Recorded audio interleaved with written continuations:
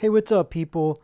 Welcome to my review and in-depth analysis of Terminator Genisys, directed by Alan Taylor.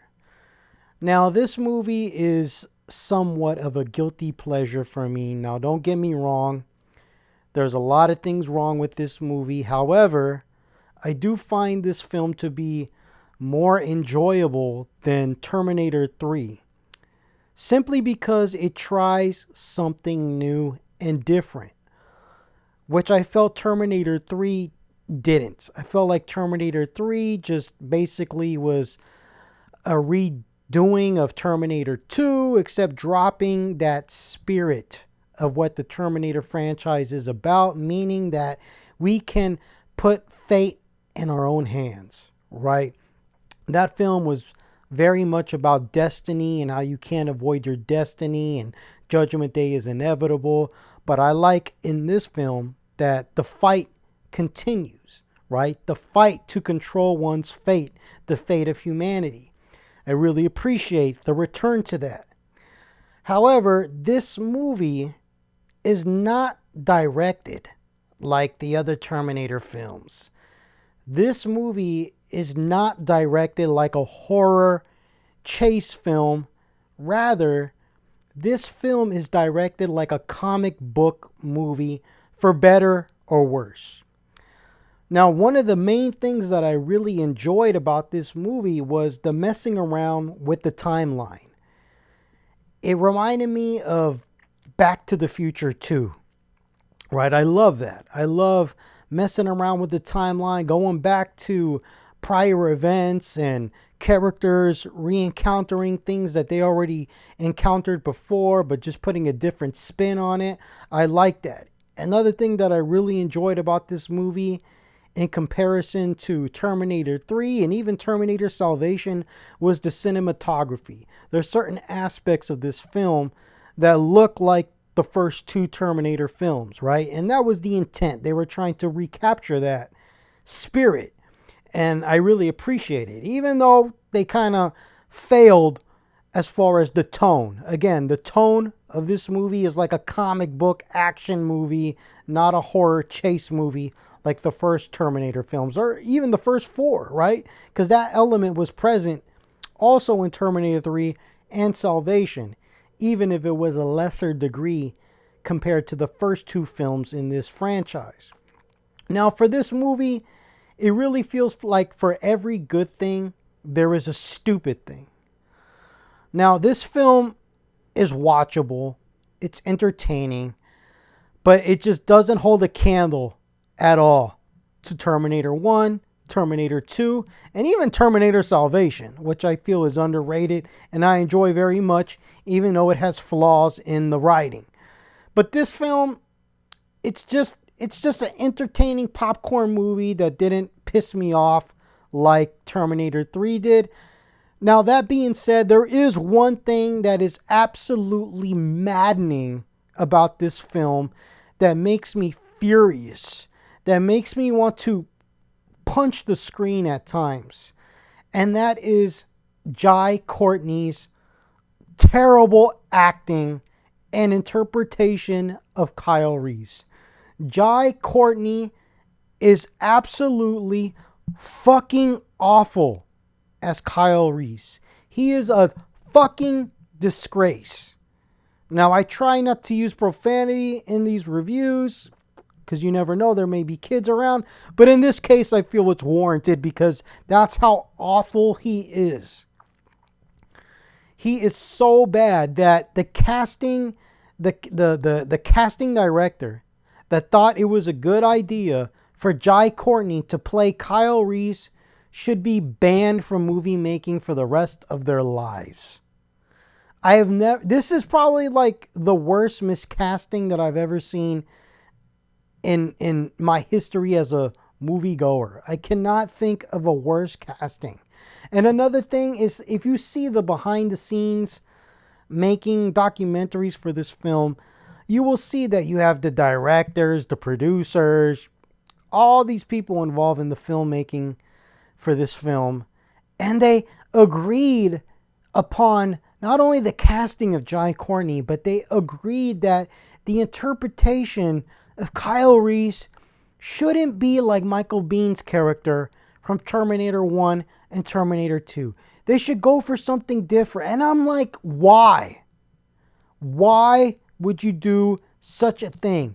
It makes no sense. Kyle Reese still has the same background history as he had in Terminator 1, right? It's not like Sarah in this film, where Sarah, her whole history has been changed, right?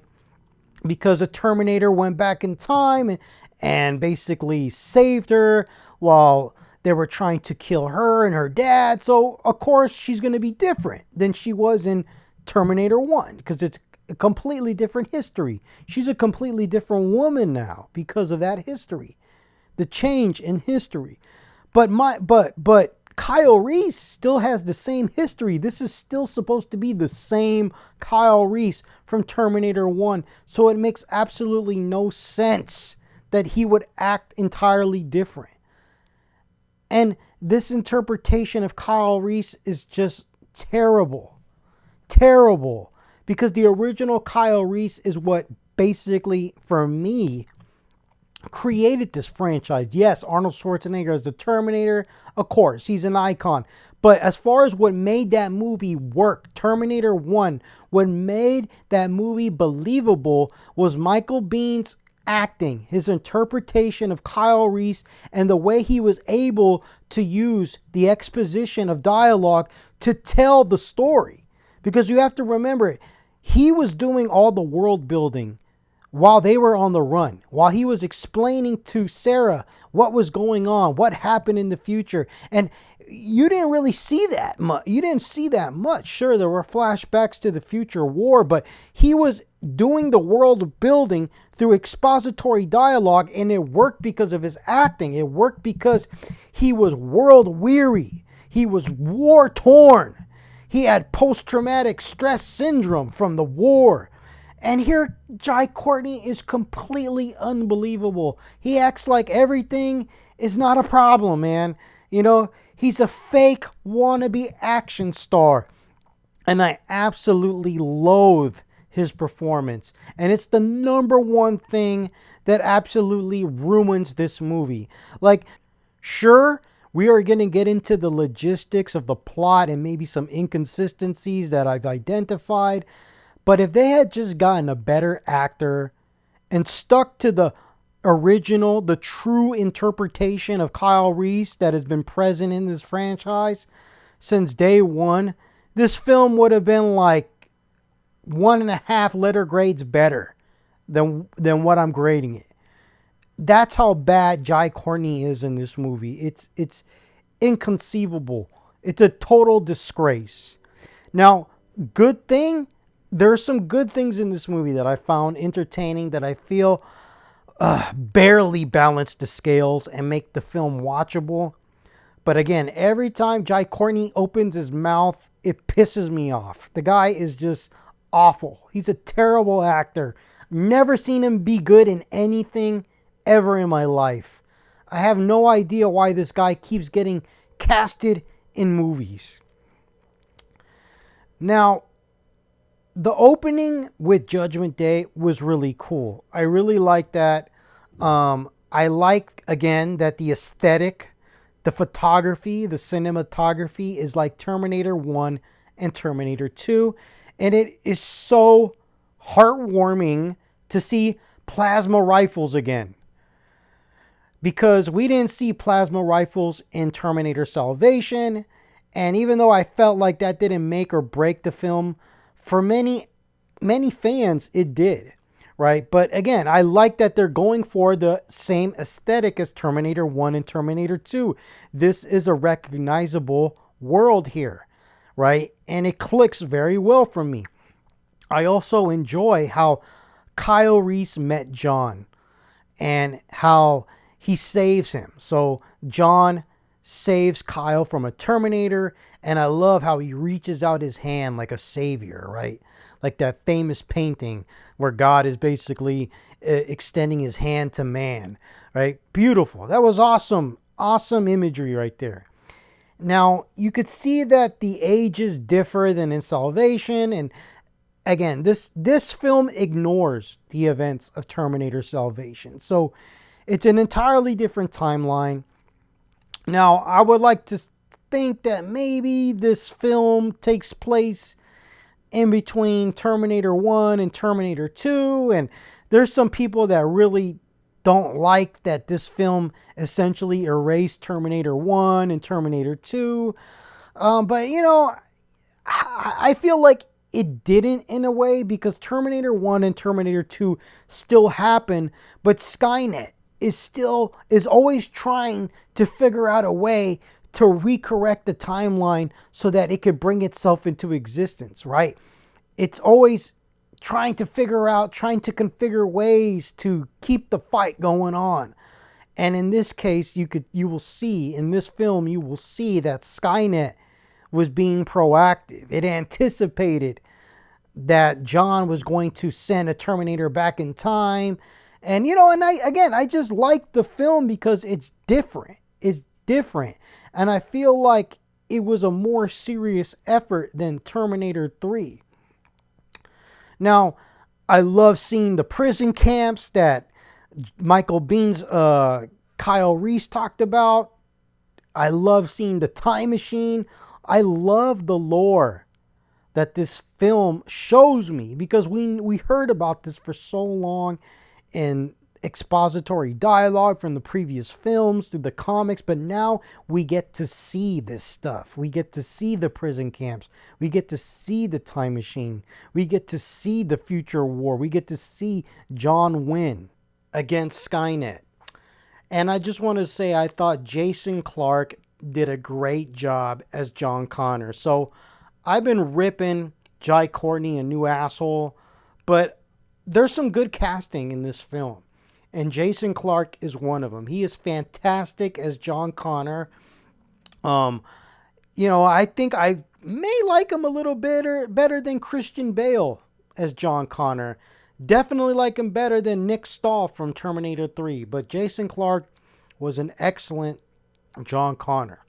And another thing that I really have to commend this film for is its replication of Terminator 1. Now, I know it's not 100% accurate, but it's a good 90-95% accurate, right? And you also have to keep in mind that this is a PG-13 movie, which is another thing that I have to complain about before I get into this good regarding the replication of Terminator 1.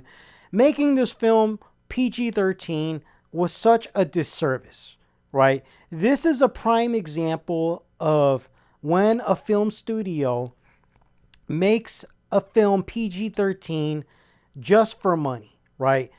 The only reason why they made this film PG-13 was to get more people to see it, younger people. But guess what? They really didn't, right?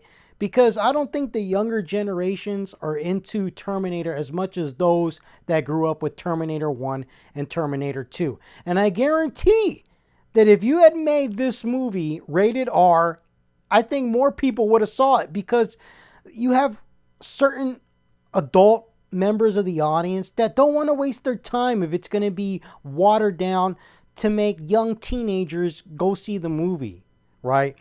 And also, rated R movies can pull in volumes of people. Just look at what Deadpool and Wolverine just did. It's the most successful rated R film, when not adjusted for inflation, ever, right? And that film is a super hard R. Ultra violent, crude jokes. I mean, so I hate it when film studios do this. So that's my whole rant about the whole PG-13 of this. I mean, that and Jai Courtney just really suck. Nevertheless, back to what I was saying about how I think this film did an excellent job of replicating the opening to Terminator 1. I think it was great, right? It felt like a return to form, especially after Terminator 3. Now, another thing that I have to criticize is the scene in which John Connor, he basically coaches Kyle Reese on what to say to Sarah when he goes back in time. I felt like that could have been a lot better. And it's because of Jai Courtney, his reaction. It just doesn't feel like a guy that's been in this war that has basically murdered 75% of the human population. This guy is just kind of like, well, what do I say to her, John? I don't know what to say. It's like, dude, your attitude, your demeanor is not believable. I do not believe that you existed in a world where humanity is on the brink of extinction. Again, Jai Courtney sucks as Kyle Reese. Now, another thing that I kind of have mixed feelings about in regards to this movie is Genisys, the concept of Genisys, and how Skynet comes into existence because of Genisys, right? And it's not necessarily Genisys itself. So basically, Genisys is like the iCloud and Alexa, right? That's basically what it is, or basically how Skynet is going to come into power, right? And that makes sense.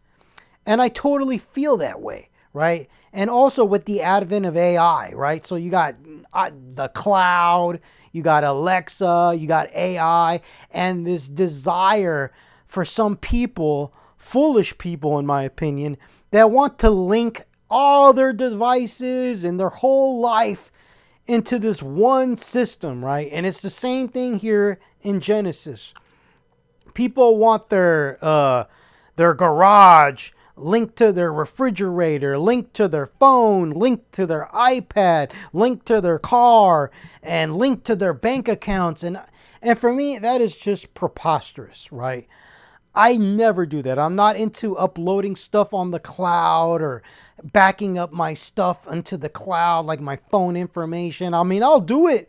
I'll do it on an external hard drive for sure, right? You always got to back up your files, but to make it accessible online, right? And I don't care how much these companies tell me that their clouds, that their networks are secure. That is total bullshit. There's always a savvy hacker out there that is able to break through. I don't care. There's always somebody that's going to break through and hack into the cloud one way or another. Just think of all those celebrities that got those nude photos of them leaked. How did that happen? I thought everything was protected on the iCloud, right? It's just BS, man. So I totally think that the way that this film depicts the basically the fallacy that humanity has in basically jumping on board of the Genisys program. Like, oh yeah, let's do it. Let's link our whole lives onto Genisys. It's very familiar, right? Reminds me of Alexa, the cloud, and AI and all this stuff, right? Now, the one thing that I didn't like as far as this concept of Genisys, right? I mean, it's totally believable how Skynet could tap into that, right? But the one thing that I didn't believe and that I thought was kind of stupid was how they show like kids. They show kids excited for Genisys. Like, oh yeah, I got Genisys for my birthday. And I'm like, what? I do not think a kid would give a crap about that, right? I mean, I got nieces and nephews and I've been around kids, and kids care about stuff like video games and toys. They don't care about Alexa. You know what I'm saying? Like, they may use Alexa, like, hey Alexa, order me a new video game or order me this new toy. But they're not excited at the concept of using Alexa. You know what I'm saying? Like, it's not Alexa that they get excited over. It's the fact that they can order what they want through Alexa. It's the toy that they want, the video game. That's what makes them excited.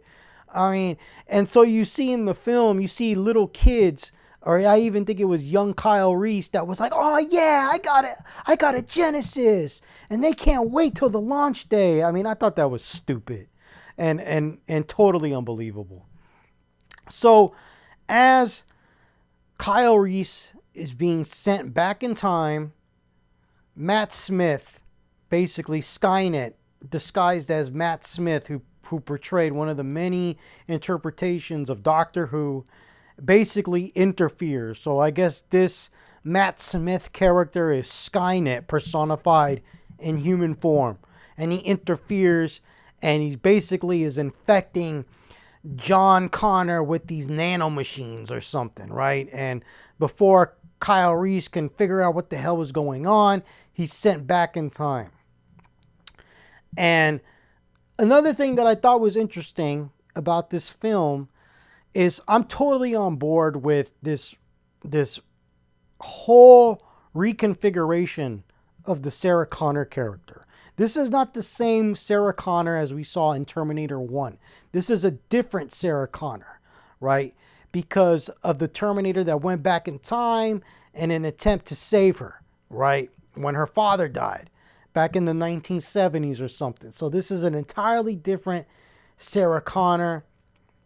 And I remember reading that some fans were upset at how the T-800 got taken out so easily, but they were prepared for this T-800. They had over a decade to prepare since the older Terminator that they're calling Pops in this movie was able to aid Sarah in preparing for it. They went and got I don't know what it was, like a 50 cal shooting gun, and were able to take the T-800 out. So it's a different Sarah, and they were able to prepare for the T-800 that was in Terminator 1. And I thought that was interesting. Again, this film reminds me of Back to the Future 2. We're going back to the same places, but things are going to be unfolding differently. And seeing Arnold Schwarzenegger fight the younger version of himself was badass, right? I thought that was great. Even it could have came across really corny, but I thought it was well done. I really did. And seeing the T-1000 is cool, right? I thought that was cool. It sucks that they weren't able to get the same actor that portrayed the T-1000 in Terminator 2, but I remember reading that he didn't want to participate. But nonetheless, seeing the T-1000 is cool. But again, I got to criticize Jai Courtney. I got to criticize his version of Kyle Reese. He's totally not shocked at seeing the T-1000, right? Shouldn't the T-1000 be a new and novel thing for him? Because that's how it was in Terminator 2. You got the feeling that the T-1000 was a completely new machine, unseen, right? And then he's just oh, it's a machine. It's a machine. When he was talking to the J.K. Simmons, the younger version of the J.K. Simmons character, who is absolutely pointless. Basically, his whole existence in this movie was to basically help them at the end. And the way that he helps them was so trivial. They could have figured out an entirely different way to get out of the situation. And we're going to talk about that. But this J.K. Simmons character, the cop, completely useless. Complete waste of J.K. Simmons' time and acting talent. But again, I felt like Kyle Reese should have been shocked at seeing the T-1000. What the hell is this? But again, it's this version of Kyle Reese is just a dumbass. He's a dumbass. He acts like he knows it all. I hate him, right? And I know I mentioned how I like seeing this version of Sarah Connor. Now, it still doesn't compare to the Linda Hamilton version. But nevertheless, I like Emilia Clarke's version of Sarah. It's a different Sarah. It's interesting. She's not traumatized like she was in Terminator 2. Because she was saved and raised by a Terminator. And I think that Emilia Clarke looks like a young version of Linda Hamilton, right? And I thought she did a great job. And maybe it's because I'm a fan of Emilia Clarke. I love her work. I thought she was amazing in Game of Thrones. And again, she is a different Sarah. She was saved and raised by a Terminator. She gets to have a Terminator as her father. And I thought it was interesting because this is what John wanted in Terminator 2, right? So it kind of flips it on its head. And I think it's very interesting. Now, coming back to me taking a fat shit on Jai Courtney, The chemistry that he has with Emilia is just completely awful. The bickering is insufferable between these two characters. And I felt like they were trying to go for some like Han Solo, Princess Leia thing from Empire Strikes Back, but it fails miserably. Again, it's insufferable. It makes my skin crawl, and it has more to do with Jai Courtney than Emilia Clarke, right? And we never find out who was the individual that sent Arnold Schwarzenegger back in time to protect the young version of Sarah Connor.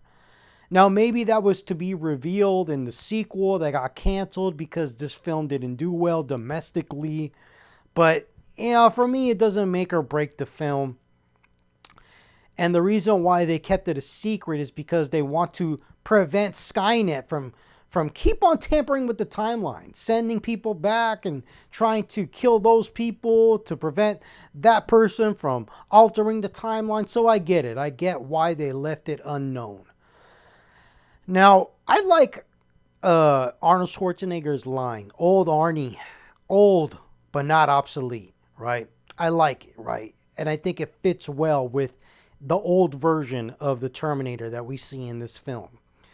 Now, the concept of seeing Kyle and Sarah working together is interesting. Again, I will repeat it. The concept of seeing Kyle and Sarah working together is interesting. However, the execution, that's a different story. It's not that good because of Jai Courtney. He just sucks. He's awful. He's cancer to this film. Now, the T-1000 going after Kyle and Sarah in the police car, for me, is the best action sequence in this entire movie. And later in the film, they try to up the scale with the sequence on the Golden Gate Bridge in San Francisco and with the helicopter chase at the end of this movie. But you know what? It all just comes across as a bunch of CGI bullshit. This simple action sequence, which basically has little to no CGI outside of the T-1000 special effects, hit harder for me than all that CGI garbage that they have on the Golden Gate Bridge and the helicopter sequence, right?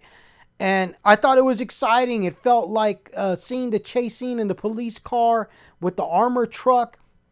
It was exciting. It felt like I was watching Terminator 1 and Terminator 2. It's simple. And that's something that the newer filmmakers seem to not understand. I don't care about your CGI action sequence bullshit. Seeing a simple shootout with a couple of shotguns is more exciting because it's real. It's grounded in reality. Some films, like, say, the Marvel movies, sure, we can get over the top with the CGI, but not Terminator, man. I don't want to see the Terminator skydive and do all this superhero bullshit. That's not what the original Terminator films were about. Please keep in mind that the original Terminator film was a low-budget sci-fi horror movie. That's what made it work. And like I said in the beginning of this review and analysis, this film feels more like a comic. It's like directed like a comic book movie, not like a horror, sci-fi horror chase movie. And it's to the film's detriment, unfortunately. And once again, we get these snarky, stupid comments from Kyle Reese, Jai Courtney's version of Kyle Reese, that just fall flat and do a disservice to the character. For example, when he's fighting against the T-800, and he has to say, like, "Oh, I can't believe I volunteered for this shit." It's like, it's just not in the spirit of the Michael Biehn version from Terminator 1 and Terminator 2. It's just a complete disgrace. And it just doesn't come across as badass. It comes across as pathetic, in my opinion. Now, in this case, just like Sarah was prepared to fight the T-800 earlier in the film, she is prepared to fight against the T-1000. So she has the, I guess you want to say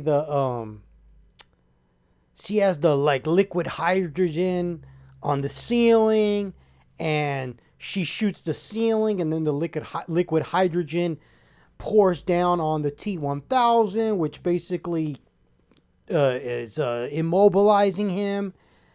Now, in theory, I thought that would have been a great action sequence, and and I kind of enjoyed. However, it is comically bad as far as how many bullet holes she is able to shoot into the gallons of liquid hydrogen.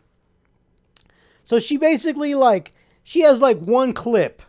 Let's say it's an AR-15 rifle, right? She has one clip in this AR-15, and she basically shoots the ceiling like. But then when you pull back and you see hundreds and hundreds and hundreds of holes in these barrels of liquid hydrogen, and it's just really, somebody literally didn't think about that while they were filming this scene or editing this movie.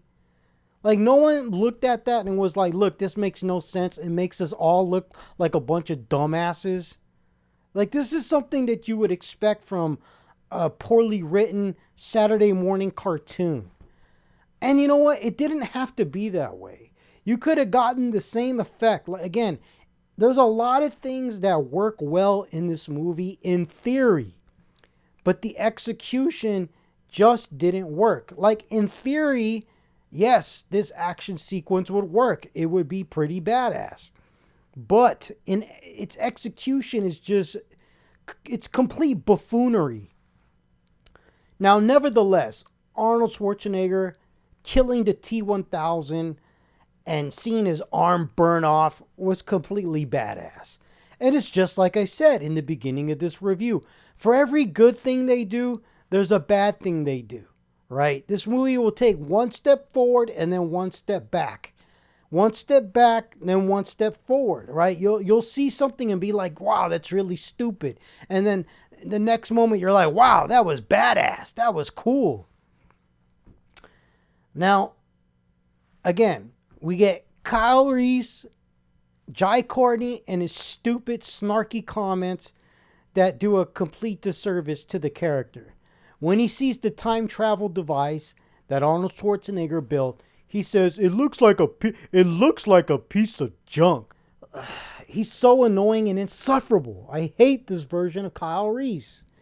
Now, this is the moment where Kyle Reese basically pleads to Sarah and the Terminator, Arnold Schwarzenegger, to basically change their destination for traveling into the future, right?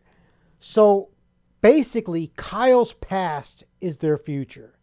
And when Kyle was traveling back in time from basically the future war, he saw an alternate timeline during time travel, right? And Arnold Schwarzenegger's character, the T-800, explains that basically he was at a nexus point in the time flow. And this is why he basically saw a younger version of himself say, Skynet is Genisys, right? Now, this led me to ask myself, why would the younger version of Kyle say Skynet is Genisys if in his timeline the bombs never dropped, right? Sarah never said Genisys is Skynet to the young Kyle, did she? Right? Now, Kyle does at the end. Now, at the end of the movie, that's what happens, right? You see that, so basically they saved the day. Our heroes saved the day. Sarah goes to the younger version of Kyle Reese and basically says that to him so that this would all make sense, right? I mean, when you take a step back and look at it, you're like, yeah, I could kind of see how it works, but nevertheless, it is a little bit contrived and convoluted, to say the least, right? But I digress, right?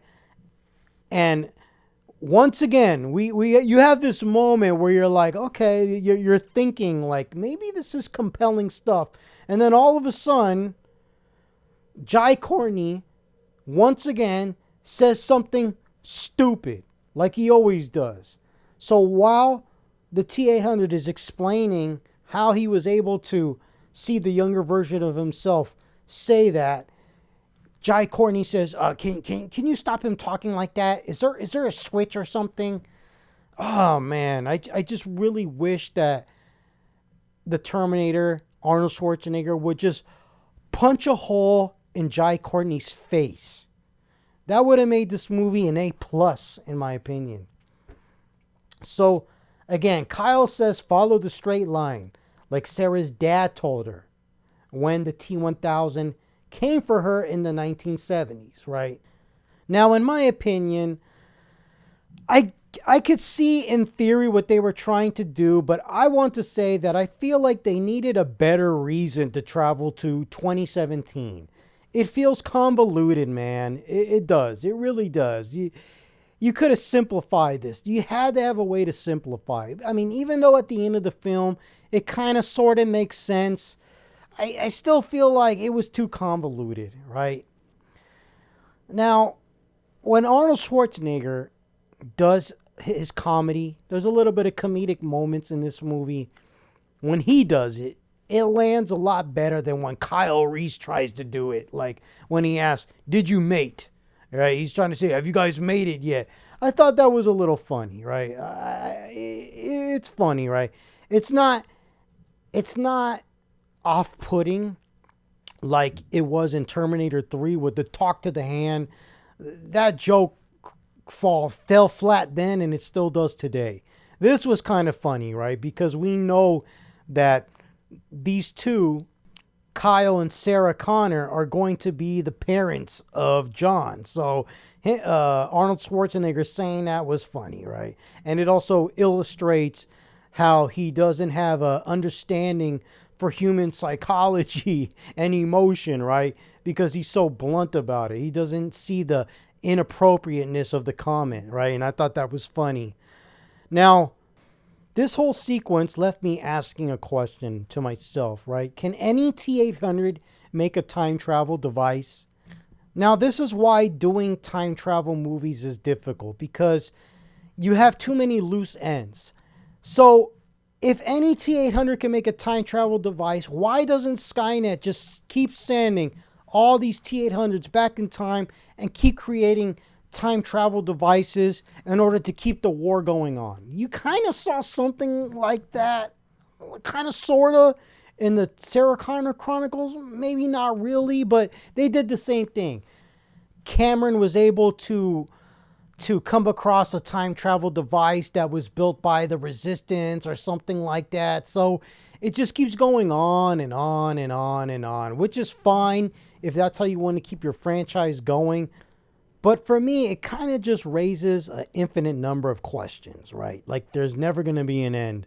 But I guess that's what these franchise, the holders of this franchise, the owners of this franchise, that's what they want, right? They all want money, right?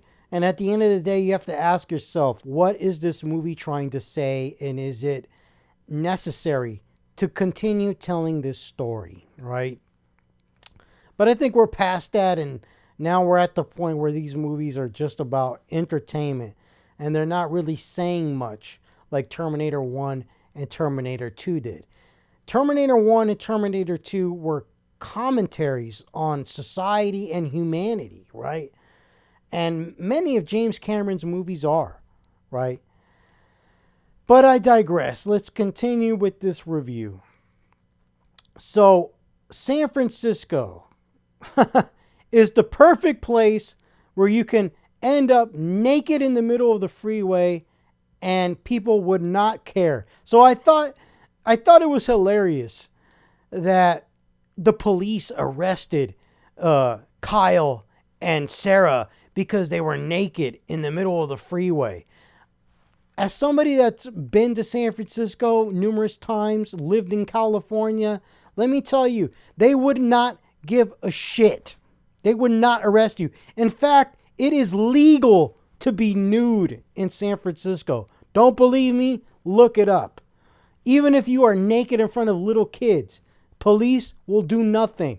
Do not believe me? Look it up. I just thought that was hysterical that they tried to convey that in this film. Like, oh, the San Francisco PD arrested these two individuals because they were nude in the middle of a freeway.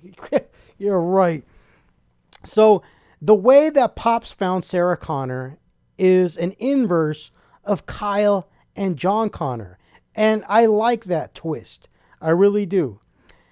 And I mentioned that earlier because you got to remember that John wanted the T-800 as a father figure, and that's what Sarah got. So I thought that was interesting.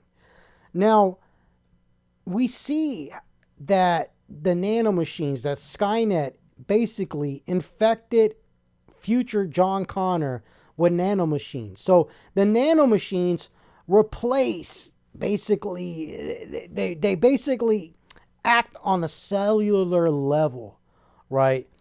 And John is now the last hope for Skynet. I love that twist. I love the twist of making John Connor the new Terminator. Some people didn't like that, right? I thought it was a great twist, right? Even though it was given away in the trailer. So that was a major spoiler that the trailer included.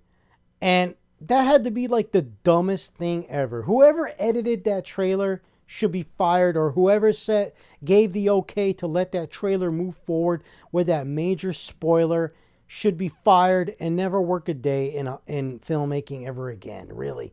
I wonder how much revenue they lost because they put that spoiler in there. Because some people aren't going to like it. I like it. I think it's interesting. And I think it's a bold decision. And I can't think of how to make the franchise feel more fresh, more exciting than doing something like that, right? Now, eventually, John Connor is destroyed at the end of this movie. However, and some people may feel like that's blasphemy because he's supposed to be the hope. However, you have to remember that Kyle Reese and Sarah Connor are still alive, right? And they can be together now. They don't have to die, right? One doesn't have to die. Like Kyle doesn't have to die. They can actually have a relationship now. They can actually have a family now. They don't have to be these future resistant fighters and live life on the run. They can actually have a life now. So under those circumstances, I'm okay with John being killed if it means giving happiness to Sarah Connor. If giving Sarah and Kyle a chance to be together, right? I just wish that it was a better version of Kyle Reese other than Jai Courtney's terrible ass. But anyway, this throwing Jason Clarke into the mix, right, really helps with the lack of chemistry between Jai Courtney and Emilia Clarke, right? I think Jason Clarke has better chemistry with Emilia than Jai Courtney, and just throwing him in this mix makes the movies more endurable. So basically what I'm trying to say, up until this point, it's been really hard to see Jai Courtney and Emilia Clarke together. But whenever you have Jason Clarke as John Connor in the mix, it works. He helps out so much, right? A good similarity that I can compare this to is like saying Ewan McGregor, right? Whenever it's Padme and Anakin Skywalker from Star Wars, it's kind of like, especially in Attack of the Clones. But once you throw Ewan McGregor as Obi-Wan in there, it's working because he has better chemistry with both those actors. Now, Arnold with the teddy bear. So he walks in there with this big giant teddy bear, and inside the teddy bear he has like a shotgun hidden. At first I was thinking like, oh man, that's kind of lame, but when he pulls out that shotgun, I mean, it's appropriate, man. it totally is appropriate because he's going in the hospital and the teddy bear is supposed to be a gift for some, some patient that he's visiting. So I thought it was funny, man. I think it works. I think it works. And it's a total throwback to seeing Arnold Schwarzenegger with the box of roses from Terminator 2, right? Trying to disguise his weapon. I thought that was cool, right? And then you also have another interesting scene that exemplifies how Jason Clarke aids in the lack of chemistry between Emilia and Jai Courtney. And that's when he goes, Dad? And he realizes that Sarah didn't tell Kyle that he is John's father. That was a decent scene, right? That was decent. Now, you also have the scene where Arnold Schwarzenegger shoots, he shoots John Connor, right? And then Sarah and Kyle are shocked, right? They don't know why he did that. Obviously, Arnold knows that John is the new Terminator, that he's been infected with the Skynet nanomachines or whatever. And then Jai Courtney's all freaking out. See, you couldn't trust him. You can't trust him. Trying to his hardest to do his best Michael Biehn, impersonation. And then he pulls out this gun, right? Like a Glock or whatever. And he's threatening to shoot Arnold Schwarzenegger, the T-800. And this is what I gotta say, man. Like, what the hell is that dinky little gun gonna do to a T-800, you dumb idiot? It took like a 50 cal just to incapacitate the T-800 that you killed earlier in the movie, and decades of planning. What the hell are you gonna do? Let's just say that John Connor isn't a Terminator now, that he's the real John Connor, and all of a sudden Arnold Schwarzenegger is the villain. Let's just say they were going to do that for the twist, and then he kills John. What the hell is that gun going to do, right? It's stupid, right? Again, for every good thing this movie does, it does a stupid thing right after. Now, Jason Clarke, coming back to some good. I love the line where he's like, we are marooned. We are exiles from time, right? And then he goes, you hear that? That's the dice rolling. Jason Clarke was excellent in this movie. Absolutely great as John Connor, right? And I love this action sequence. So this is another action sequence that I love outside of the police car chasing the armored truck sequence is that MRI. The scene where they use the MRI device as a magnet to trap John Connor. That was great. I love the special effects there. That was awesome, right?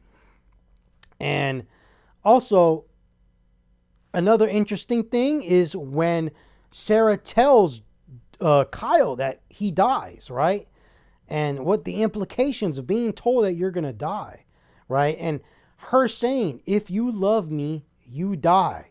We can't be together. This is like one of the few times in this movie where they kind of sort of have a little bit of chemistry. And the reason why is because Jai Courtney shuts the fuck up, right? He doesn't say anything stupid. And when Sarah says that to him, it's compelling stuff to think about, right? Now, another thing that I like is that John knows Sarah, right? So Sarah was his mother, so he knows how to find her, right? So combine that with the fact that he has now this new technology, the nanomachines influencing him, it makes for a very interesting Terminator, right? Now, I wish this film had been directed more like a horror movie, like a horror chase movie, then it would really work. But again, in theory, it's a great idea, right? And then you have a nice sequence where, Emilia Clarke, Sarah is like, rule this. And then she basically blasts John Connor, the new Terminator. I mean, Emilia Clarke, I love Emilia Clarke. She's great, man. Wish she had a better actor playing Kyle with her, man. It would have made her performance all the better as well. Now, next we have this the school bus sequence on the Golden Gate Bridge, which just looks fake like a cartoon, right? It's complete buffoonery over here. Um, there's a part in the sequence where like the brakes are gone. I guess the new Terminator, John Connor cuts the brakes, and like Sarah, she's driving the bus and she's like, the brakes are gone, no, and it's like, dude, stop accelerating. Take your foot off the fucking gas, put it in neutral, wait for the bus to stop. Like, you don't have to keep accelerating, right? I mean, it's like, or do you? Because you're trying to get away from the Terminator. You're trying to get away from John now, but John is already like on the roof underneath the thing. So it's like you're just making things worse for yourself, right? This was a poorly conceived action sequence, and like I said earlier in the review, it doesn't hold a candle to the simple action sequence with practical effects with the police car chasing the armored truck, right? This scene is just, I check out mentally because it's just stupid, a bunch of CGI bullshit. It's obviously not a real school bus flipping over on the Golden Gate Bridge. It all looks fake. It's boring, right? And then you have this stupid attempt at humor right after this scene where they played the reggae song Bad Boys, made very popular by the the show Cops. And it's not funny. It ruins the tone. Like, whenever comedy works in these Terminator films, it's subtle, right? It's subtle. It's not over the top. But here it just doesn't work. And then seeing Arnold Schwarzenegger try to do the whole smile thing, juxtaposition with the Bad Boy song. It's irritating, right? It's not talk to the hand irritating. It's not that bad, but it's almost, we're getting there, right? Thankfully, there's no there's no attempt at humor that bad later on for the rest of this movie, right? Now, I also want to say that the shootout on the rooftop after the J.K. Simmons character basically helps our protagonist out was so much better than the action sequence that follows, which is the CGI helicopter bullshit. I mean, I really despised this action sequence because when you compare it to the same type of action sequence that was in Terminator 2 that involved a helicopter, this is it just looks so fake. It's so obvious that it's CGI, right? And it's so over the top and it looks fake. It's boring. I don't care. I'm not emotionally invested in even the slightest. I know that it's all pure CGI. It's fake. And then you have the Terminator. He does like this skydive and plunges into John Connor's helicopter like a missile. And then when he comes out, and then when you see him again, he has like, oh, I got a little scratch on my forehead. He basically has no damage. Barely any damage. Barely. I mean, if you're going to turn yourself into a missile, he better come out looking basically with no flesh, all seared and burned off, and you see more of the T-800 endoskeleton under him. I mean, again, it just made me feel like a bunch of CGI bullshit, man. And then finally we get to the last act where they go to the Genisys headquarters. You got John there, you got Kyle there, you got Arnold there, you got Sarah there, and John Connor as the new Terminator goes in there and he's basically going to take over take over the whole headquarters and try to make sure that Judgment Day happens tonight, right? And there's a scene where the security guards, obviously this helicopter crashed right in front of the building, right? And you got like one security guard that's like, oh, I'm going to go get backup or something like that. And then John comes in and kills the other security guard that was on the phone. And it's like, that's it. So you're telling me that there were only 2 security guards at the Genisys headquarters and that's it. right? I thought that was poorly conceived, man. There's no way that you would not have more security guards in a facility like that.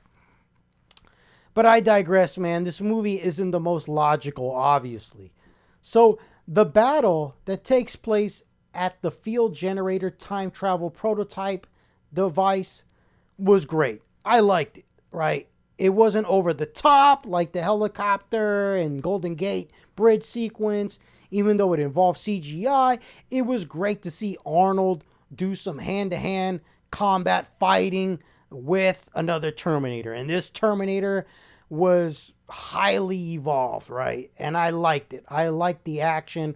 I love seeing Arnold Schwarzenegger go toe-to-toe with Jason Clarke. Thought that was great. Now, I also thought it was interesting to see Arnold Schwarzenegger upgraded. So now he's kind of like the T-1000 now, or more like the TX from Terminator 3. He has a endoskeleton, but like liquid metal over his endoskeleton. I thought that was interesting, even though it's contrived that him falling into that pool of liquid metal would do that to him. But whatever. Once again, this movie isn't the most logical, but I just love seeing Arnold persevere, man. I'm a big Arnold Schwarzenegger fan, and seeing him kick the Terminator's ass one last time was great, right?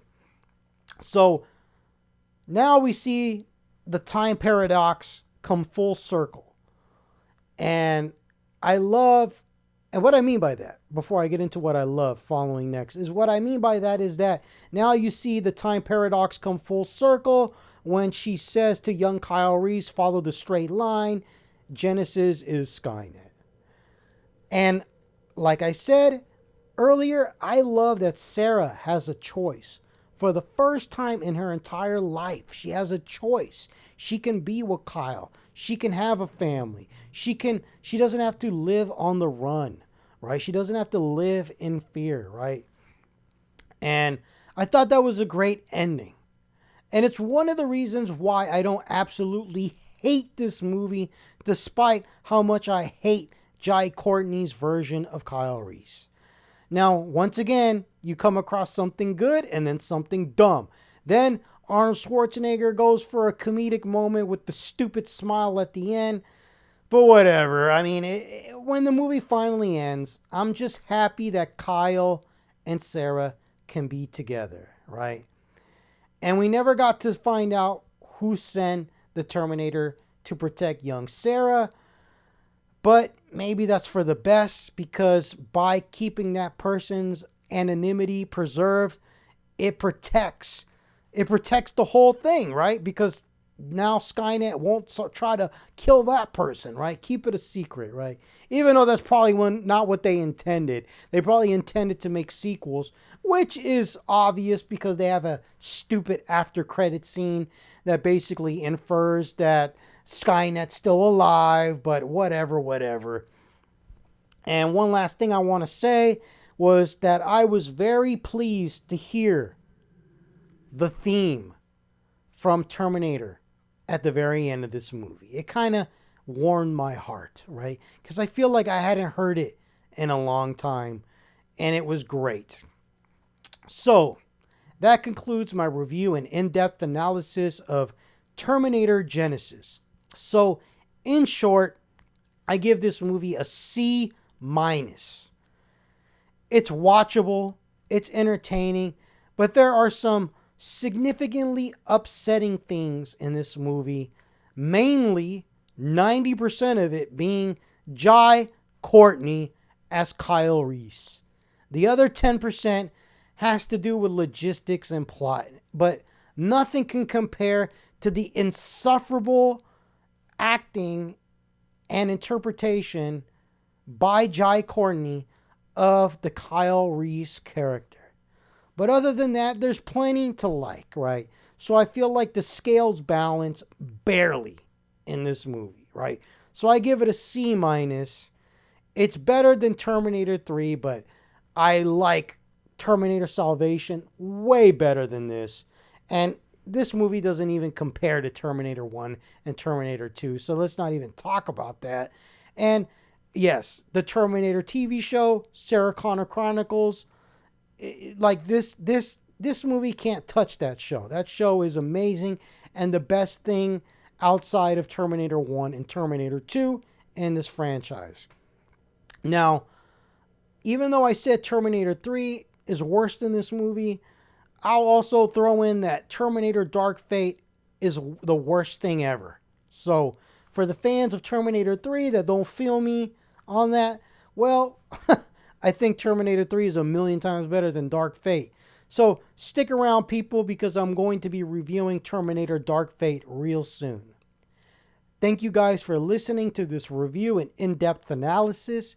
If you enjoyed it, please like, subscribe, and share. Take care, people. And last but not least, one love.